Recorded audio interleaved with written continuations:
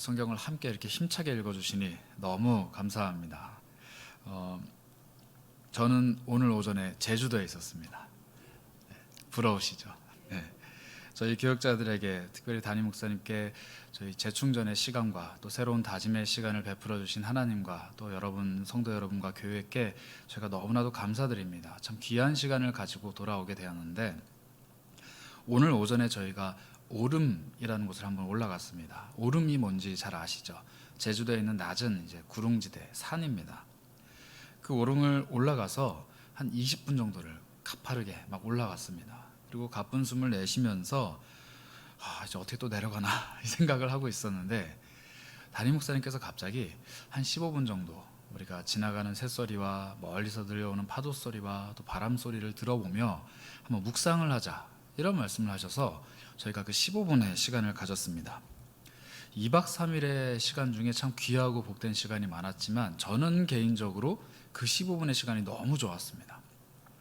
그 15분 동안 제가 어디서 묵상을 할까 이렇게 둘러보니까 누군지 알지 못하는 무덤 내 기가 이렇게 봉분이 있었습니다. 그리고 거기에 비석이 이렇게 있더라고요. 비석을 제가 이렇게 가서 보니까 1860년에 태어나신 어느 이름 모를 두 분의 이 무덤이 이렇게 있었습니다. 그래서 제가 그 무덤 옆에 자리를 잡고 나무 밑에 앉아서 이런저런 묵상을 했었습니다. 고요하게 그리고 시원하게 이렇게 앉아 있었는데 문득 그런 생각이 나더라고요. 지금은 저희 할아버님의 묘소를 저희가 다 이렇게 합장을 해서 이렇게 뭐라고 하죠? 그렇게 여러 가지 무덤을, 여러분의 무덤을 같이 모시고 있는데, 얼마 전까지만 해도 저희 할아버님은 따로 이렇게 계셨어요.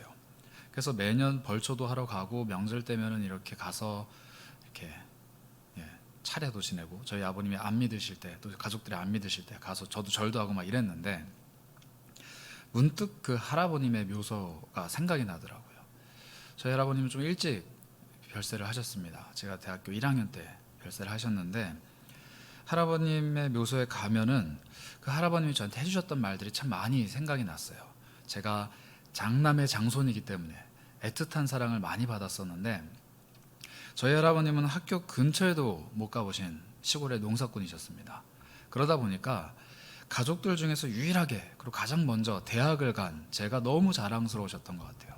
근데 이런저런 말씀을 해주고 싶으신데, 사실 할아버님이 살아보지 못한 삶을 살고 있는 그 손자 녀석에게 무슨 얼마나 이렇게 막 길을 밝히 가르쳐 주실 수 있었겠어요.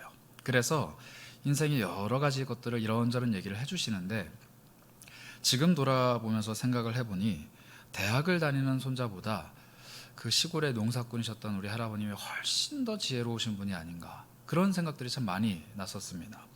그래서 그 사랑하는 손자에게 남겨주신 말씀들을 떠올리면서 제가 그렇게 묵상을 하며 우리 하나님 앞에서 고민을 해봤었습니다. 과연 이 무덤, 사람이 죽어서 아무도 숨소리조차 내지 않는 이 무덤 사이에서 지금 나는 우두커니 앉아서 이렇게 바다를 바라보며 울고 있는 새소리를 들으며 시원한 바람을 맞으며, 도대체 나는 어떤 사람이고 지금 여기서 무엇을 하고 있는가, 이런 생각들을 하면서 저희 할아버님의 말씀을 한번 떠올려 봤는데, 부모는 다 그렇습니다. 누구나 자녀들에게 좋은 이야기, 좋은 유산들을 남겨주고 싶죠. 그러나 그 어떤 부모도 자녀의 삶을 직접 살아본 적이 없기 때문에 그들에게 가장 좋은 그리고 가장 지혜로운 답을 줄 수 없는 막막한 그리고 답답한 마음이 있으실 겁니다. 저는 아직 부모가 제대로 되어본 적이 없기 때문에 그 답답함을 못 느껴봤지만, 저희 부모님 또 할아버님 그리고 성도 여러분들의 삶을 이렇게 살펴보면은 그런 답답함들이 있으신 것 같아요. 우리 자녀들의 삶을 대신 살아줄 수만 있다면 내가 대신 고생도 좀 하고, 내가 대신 그들을 위해서 땀을 흘리고 그들은 편안한 삶을 살아갔으면 하는데, 그들이 고생하고 있는 것, 고민하고 있는 것 해결해 줄 방법이 없어서 우리는 그저 뭘 합니까? 기도하고, 또 옆에서 격려해주고 등을 두드려주고 따뜻한 밥 한 끼 해주고, 그렇게 또 세상 속으로 보내는 것이 부모의 심정이 아닌가 싶습니다. 오늘 우리가 읽은 이 디모데 후서, 바울이 죽기 직전에 남긴 말씀입니다. 그런데 이 말씀을 남긴 이 디모데, 이 바울의 마지막 말씀을 듣고 있는 디모데가 어떤 존재였느냐, 디모데 후서 1장 1절부터 2절을 보면 이렇게 되어 있습니다. 하나님의 뜻으로 말미암아 그리스도 예수 안에 있는 생명의 약속대로 그리스도 예수의 사도된 바울은 사랑하는 아들 디모데에게 편지를 한다. 바울은 전해지는 대로 결혼을 하지 않은 솔로였습니다. 그래서 아들이 없는데 디모데를 영적인 아들로 맞이했습니다. 물론 디모데는 부모님도 있고 성경에 보면은 외할머님도 이름이 등장을 하는 가족이 있는 사람입니다. 그런데 그를 아들로 맞이하고 그에게 정말로 사랑과 애정을 담아서 이 디모데 후서 그리고 디모데 전서 두 편의 편지를 남겼습니다. 이게 신학적으로는 목회서신이라고 이야기합니다. 왜냐하면 목회자였던 바울의 뒤를 이은 또 다른 후배 목회자였던 디모데에게 전한 편지이기 때문에 목회자가 목회자에게 전한 서신이다 라고 해서 목회서신이라고 부릅니다. 그러나 저는 오늘 이 디모데후서 1장 1절과 2절을 보면은 이것은 단순히 한 목회자가 자신의 후임 목회자, 후배 목회자에게 전한 편지라기보다는 믿음의 아버지가 믿음의 자녀들에게 전하는 마지막 당부의 말이 아닐까, 이런 마음이 듭니다. 목회자가 자기 후배에게 전한 편지가 아니라 아버지가 아들, 즉 자녀에게 보낸 편지라는 것이죠. 그러니 이 디모데 전후서에 담겨있는 내용은 목회자라면 이런 사람이 돼야 된다라는 내용이 분명히 있습니다. 그러나 그것보다 조금 더 폭을 넓혀서 생각한다면 그리스도를 믿는 자녀라면 그리스도를 믿는 아버지가 그에게 전해주고 싶은 이야기, 즉 영적인 아버지 어머니가 영적인 자녀들에게 전하고 싶은 마지막 메시지라, 이렇게 이야기해도 과언이 아닌 것이죠. 디모데는 물론 바울의 뒤를 이어서 교회를 섬긴 사역자입니다. 목회자이고 젊은 나이에도 불구하고 교회를 섬긴 말씀의 종입니다. 그러나 바울은 그를 말씀의 종 혹은 사역자 혹은 목사라고 부르기보다는 아들로 부르기를 즐거워했는데 디모데후서 1장뿐만 아니라 2장 1절 2절에서 다시 한번 그렇게 언급을 합니다. 내 아들아, 그러므로 너는 그리스도 예수 안에 있는 은혜 가운데서 강하고 또 내가 많은 증인 앞에서 내게 들은 바를 충성된 사람들에게 부탁하라. 그들이 또 다른 사람들을 가르칠 수 있으리라.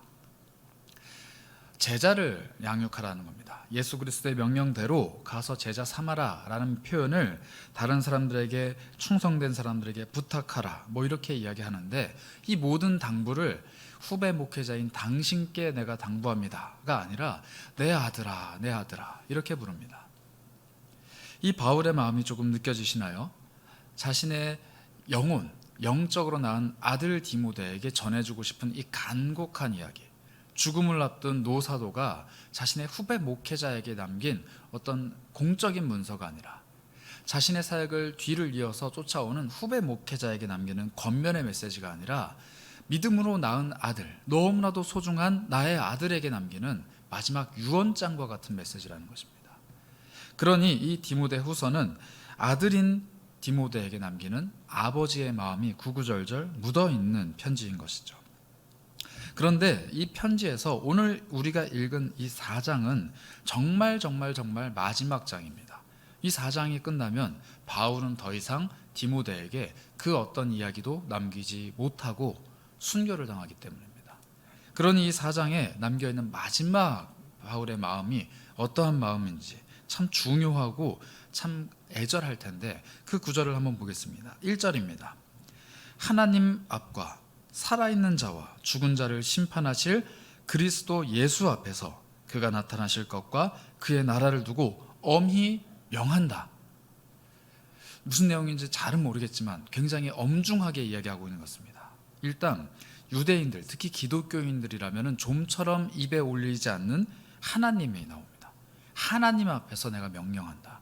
그리고 살아있는 자와 죽은 자를 심판하실 분 예수 그리스도 앞에서도 내가 명령한다. 아마 바울이 할 수 있는 가장 중요하고 가장 엄중하고 가장 확정적인 표현으로 이 얘기를 하고 있는 것 같습니다. 하나님, 그리고 죽은 자와 산 자를 심판하실 예수 그리스도, 심지어 그분이 나타나실 것, 즉 재림하실 것과 그의 나라, 하나님의 나라, 하나님의 교회, 그러니까 자기가 동원할 수 있는 총동원을 해서 디모데에게 아주 엄중하게 명령을 합니다. 내가 할 수 있는 가장 큰 권위, 내가 동원할 수 있는 가장 큰 권위를 동원해서 명령을 하는데 그 명령의 내용이 무엇이냐? 2절입니다. 너는 말씀을 전파하라. 이것이 바울이 디모데에게 한 가장 마지막 권면입니다. 너는 사랑을 신천해라. 너는 끝까지 인내해라. 너는 믿음을 잃어버리지 말아라. 너는 양떼를 섬겨라. 수많은 권면을 할 수 있었지만 믿음으로 낳은 아들 디모데에게 예수 그리스도와 하나님과 그의 나라와 그의 재림까지 동원해서 권면하고 싶었던 마지막 말씀을 전파하라는 것입니다. 이것은 예수 그리스도께서 우리에게 마지막으로 하셨던 권면과 일맥상통합니다. 마태복음 28장 19절과 20절인데요. 제가 읽어보겠습니다. 그러므로 너희는 가서 모든 민족을 제자로 삼아 아버지와 아들과 성령의 이름으로 세례를 베풀고 내가 너희에게 분부한 모든 것을 가르쳐 지키게 하라. 볼지어다 내가 세상 끝날까지 너희와 항상 함께 있으리라. 예수님의 유언과도 같은 말씀입니다. 이 땅에 오셔서 수많은 사역을 하시고 수많은 말씀을 남기신 예수님께서 가장 마지막에 남기신 말씀, 너는 내가 너희에게 분부한 모든 것을 가르치고 지키게 해라.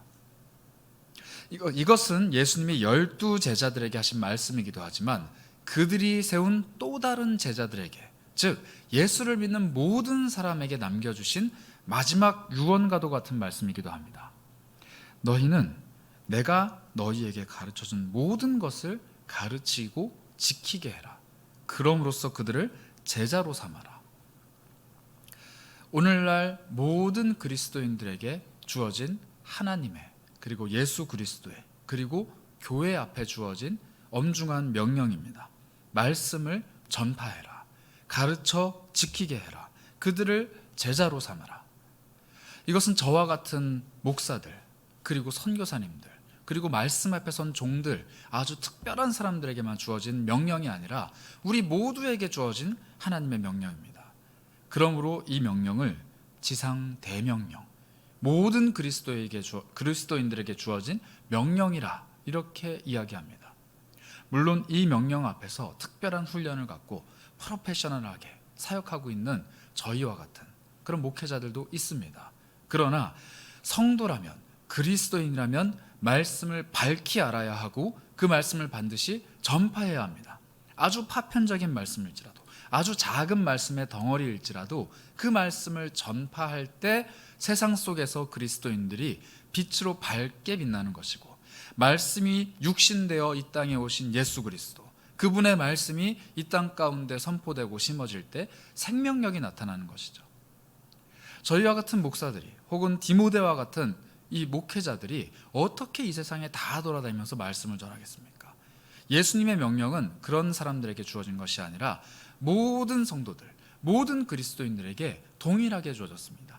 할 수 있는 한 최선을 다하여 말씀을 전파하라.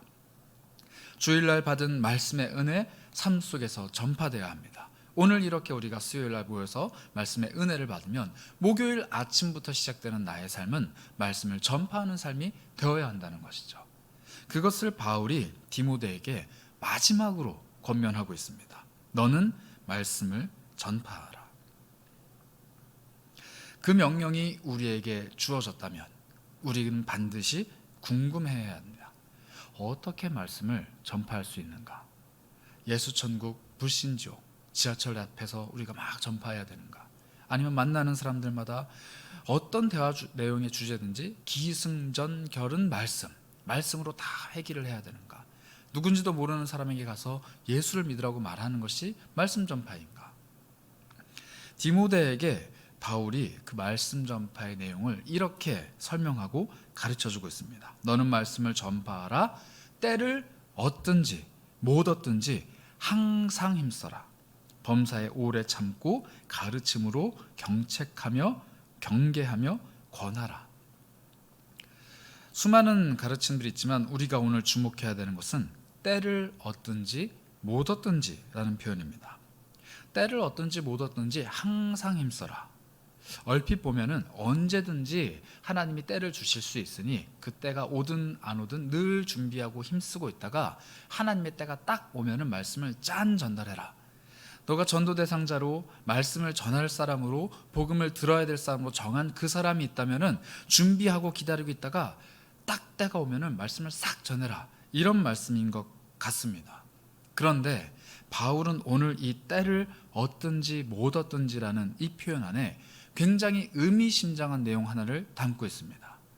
이 때를 얻다라는 표현은 성경에 딱 두 번만 쓰입니다. 한 번은 오늘 이 본문이고 한 번은 마태복음 26장 16절인데 14절부터 16절을 제가 한번 읽어보도록 하겠습니다.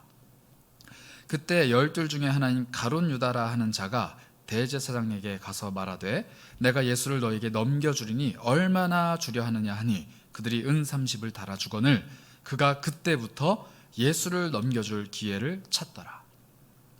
예수를 넘겨줄 기회를 찾더라 라는 게 이 때를 얻다라는 표현입니다.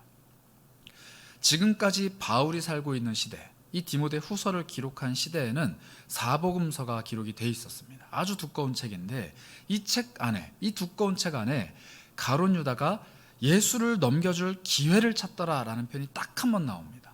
아주 강렬한 문장입니다. 그러니 이 초대교회에 살고 있었던 모든 성도들, 특히 디모데는 분명히 알고 있었습니다.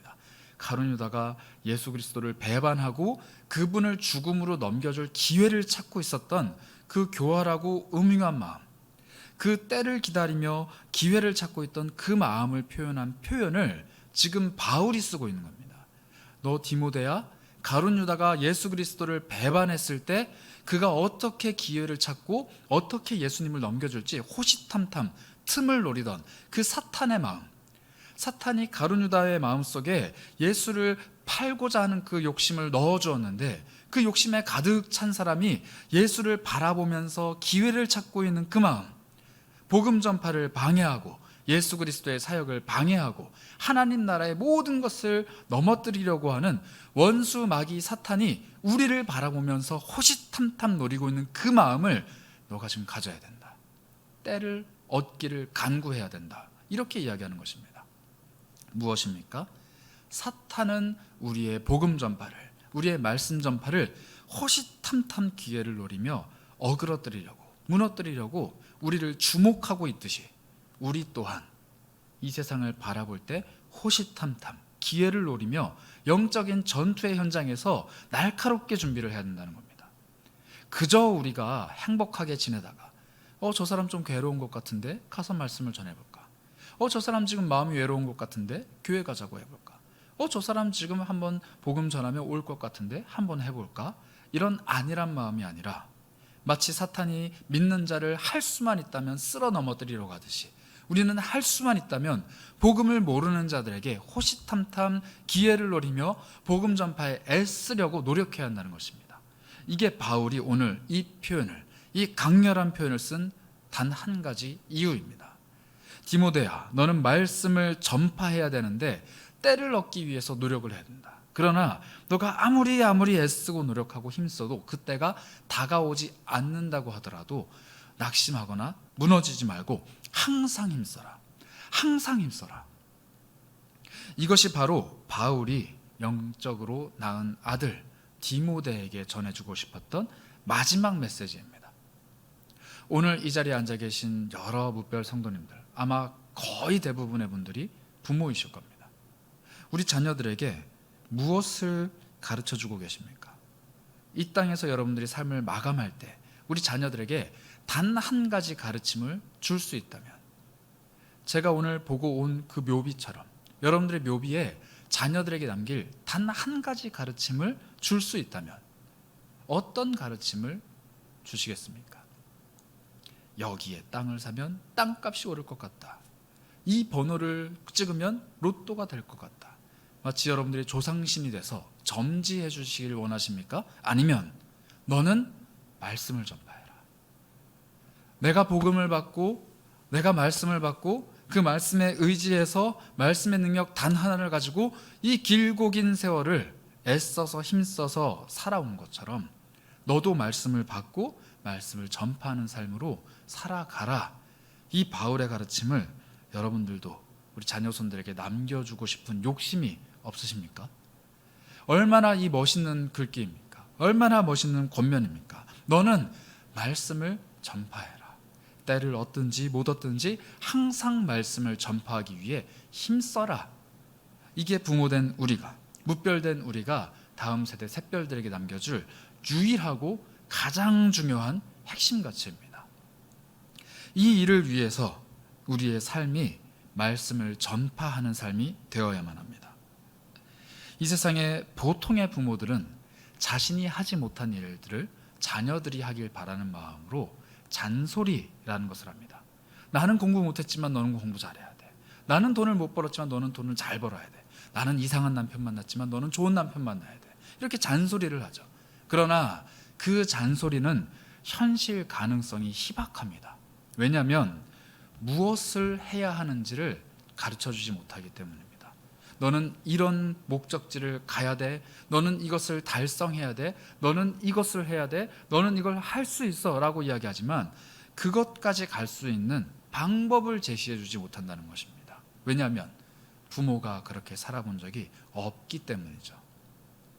이 일을 오늘 이 권면에 대입을 한다면 부모가 단 한 번도 말씀의 능력으로 살아보지 못한다면, 부모가 단 한 번도 말씀의 전파를 경험해 보지 못한다면, 부모가 단 한 번도 말씀으로 인해 호시탐탐 기회를 노리며 영적인 전투의 현장에서 사탄과 그 영적인 치열한 전투를 해가며 한 영혼을 품고 그 영혼을 말씀 앞에 끌고 나오는 영적인 기쁨을 맛보지 못한다면 우리가 어떻게 다음 세대 샛별들에게 말씀을 전파하라고 가르칠 수 있겠습니까?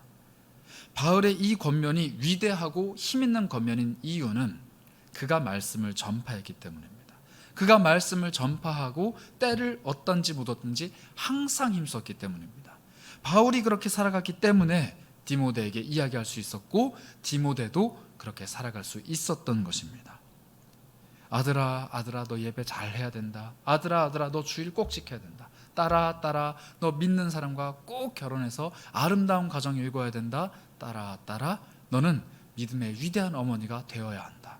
우리가 아무리 영적으로 귀한 교훈을 가르쳐준다고 하더라도 우리가 그런 삶을 살아낼 수 없다면 자녀들은 막막합니다. 어떻게 하라고요? 내가 어떻게 해야 그런 삶을 살 수 있습니까? 라는 질문을 가지고 있는데 난 잘 모르겠다. 교회 가서 목사님께 물어봐라. 나는 잘 모르겠다. 성경 읽어봐라. 나는 잘 모르겠다. 기도해봐라. 이렇게 막연한 답을 할 수밖에 없다는 것이죠.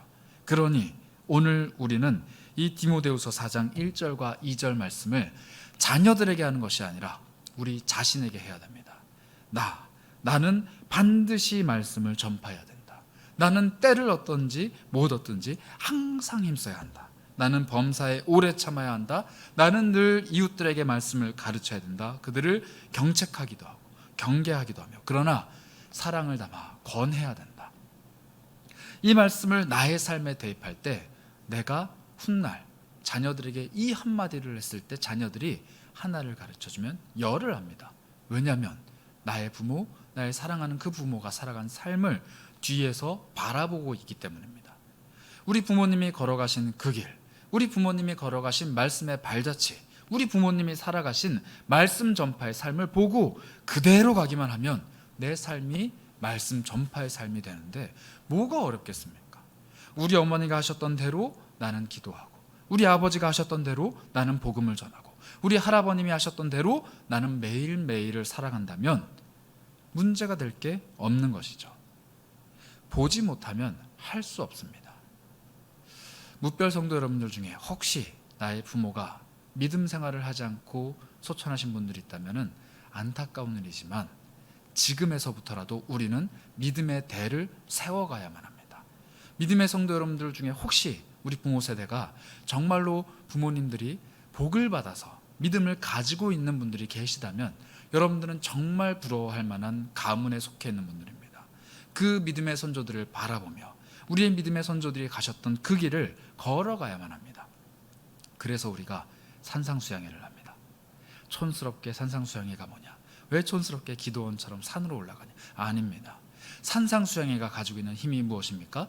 우리 믿음의 선조들이 배운 것 없고 가진 것 없어도 그 산에서부터 쏟아져 내렸던 은혜 하나, 말씀 하나 붙들고 삶을 살아갔던 그 힘이 우리 오늘날 자녀들에게 전해지길 바라는 마음으로, 우리 삶에 힘이 되길 바라는 마음으로 우리가 다시금 모입니다. 이제 며칠 안 남았습니다. 토요일부터 시작입니다. 여러분들 무슨 기대감을 갖고 계십니까? 말씀을 전파하기 위해서 애쓰셨던 우리네 부모님들의 삶, 때를 얻든지 못 얻든지 늘 복음 전파하기 위해, 늘 교회를 섬기기 위해, 늘 이곳 가운데 생명이 넘쳐나는, 새가족들이 넘쳐나는, 복음 전파가 넘쳐나는 것을 꿈꾸며 자기 삶을 던지셨던 그 부모님들의 삶이 우리의 삶이 되어야 한다는 것입니다. 복음 전파 가운데 힘을 내지 못하고 멈추어 계신 분들이 계십니까? 말씀으로 살아가는데 힘이 없어서 주저앉아 있는 분들이 계십니까? 영혼이 낙심하고 낙담되고 멈춰서 하나님을 바라보지도 못하며 고개를 땅으로 떨구며 눈물 짓는 분들이 계십니까? 초대합니다. 나오셔서 함께 예배하며 함께 하나님께 부르짖으셨으면 좋겠습니다. 그때 바울이 디모데에게 전해줬던 그 믿음의 권면이, 그리고 우리 부모 세대가 우리에게 전해줬던 믿음의 권면이, 우리 한국교회가 이 대한민국 땅에 하나님께서 세우셨던 그 믿음의 권면이 오늘을 살아갈 우리의 힘이 되는 것입니다. 그리고 내일을 살아갈 자녀 세대들의 능력과 소망이 되는 것입니다. 우리 샛별들, 무엇을 보고 하나님을 알 수 있겠습니까? 성경을 본다고 하더라도, 아무리 좋은 성경 공부, 공과 교재를 본다고 하더라도 부모님이 보여주시는 삶의 실천 하나가 훨씬 더 강력합니다. 백문이 불여일견. 여러분들의 삶이 우리 샛별들 앞에서 성경이자 성경 공부 교재이자 좋은 하나의 교보제가 되는 것입니다. 우리의 삶이 그렇게 능력 있는 삶이 되길 원합니다. 늘 말씀을 전하고 늘 힘쓰고 늘 범사에 권면하는 그 가르침을 실천하는 사람들이 되길 원합니다. 그래서 우리가 함께 꿈꾸었으면 합니다. 우리나라 어떤 나라 되기를 원하십니까? IT 기술이 훌륭해서 전 세계 사람들이 주목하는 나라, 아주 높은 문화와 아주 높은 경제력과 아주 든든한 군사력이 있어서 그 누구도 깔보지 못하는 나라, 이미 되었습니다. 그러나 우리가 꿈꾸는 것은 무엇입니까? 우리나라를 통해, 우리 민족을 통해, 우리 샛별들을 통해 복음이 전파되고 생명이 전파되고 말씀이 전파되는 것, 우리가 꿈꿔야 하지 않겠습니까? 우리네 부모님들 그토록 자녀들이 선교사가 되기를 바라며, 그토록 자녀들이 목회자가 되길 바라며, 그토록 자녀들이 복음 전파의 삶을 살아가길 바라며 새벽을 깨우고 이 성전을 지키며 기도했던 분들입니다. 우리는 지금 무엇을 기도합니까? 자녀들이 배부르기를, 자녀들이 돈을 많이 벌기를, 자녀들이 좋은 사람 만나기를, 자녀들이 잘 되기를 기도하는 그 마음이 더 크다면 우리는 어쩌면 이 믿음의 좋은 전통을 잃어버린 건지도 모릅니다. 오늘 이 밤에 우리가 새로운 꿈을 꾸며 기도했으면 합니다. 이 땅의 동과 서와 남과 북에 하나님 사랑하는 자녀들이 너무나도 많이 일어나서 이 땅에 복음이 전파되는 말씀의 소리가 끊임없이 흘러나오는 그런 나라가 되었으면 합니다. 우리 샛별들이 그렇게 복음을 전하는 사람들 되었으면 합니다. 그런 마음 우리가 품고 먼저 우리가 말씀 전파자가 되어야 합니다. 그리고 우리가 그런 꿈을 품고 이 샛별들을 위해 기도해야만 합니다. 다음 세대 복음의 때를 함께 기다리며 늘 전파하고 힘쓰고 권면하는 우리 모두가 되기를 축복합니다.